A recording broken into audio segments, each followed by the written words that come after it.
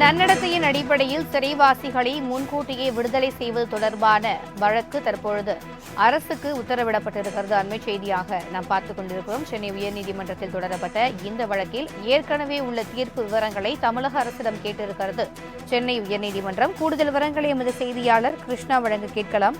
வணக்கம் கிருஷ்ணா, இந்த வழக்கு குறித்தான கூடுதல் விவரங்கள். வணக்கம். கோவை குண்டுவெடிப்பு வழக்கில் ஆயுள் கைதிகளாக நீண்ட காலம் சிறையில் உள்ள எஸ்.ஏ. பாஷா, ராகுல் அமித், ஜாகிர் ஹுசேன், விஜயன் உள்ளிட்ட 49 சிறைவாசிகளை நன்னடத்தை அடிப்படையில் முன்கூட்டியே விடுதலை செய்ய உத்தரவிடக் கோரி அவர்களது குடும்பத்தினர் சார்பில் தொடர்ந்த வழக்குகள் சென்னை உயர்நீதிமன்றத்தில் நிலுவையில் இருக்கிறது.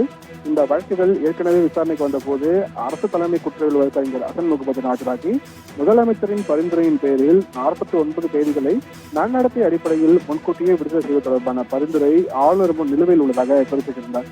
இந்த வழக்குகளை விசாரித்த உயர்நீதிமன்றம் சிலருக்கு இடைக்கால ஜாமீனும் சிலருக்கு விடுப்பு வழங்கியும் ஏற்கனவே உத்தரவிட்டிருந்தது.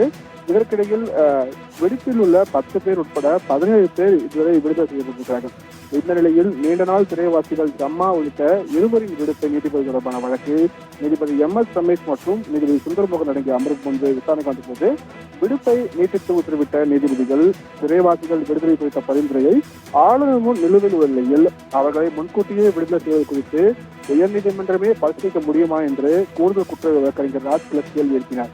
அதற்கு பதிலளித்த அவர்கள் அரசிடம் எந்த பொறுப்புகளும் நிலுவையில் இல்லை என்றும் ஆளுநரிடம் மட்டுமே நிலுவையில் உள்ளதாக குறிப்பிட்டிருக்கிறார்கள். ஆளுநருக்கு எதிராக தொடரப்பட்ட வழக்கு உச்சநீதிமன்றத்தில் நிலுவையில் உள்ளதாகவும் அவர்கள் தரப்பில் சுட்டிக்காட்டப்பட்டது.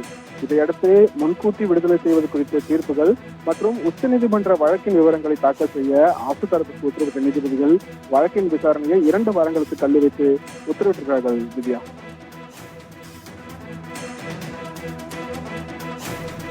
விரிவான தகவல்களுக்கு நன்றி கிருஷ்ணா.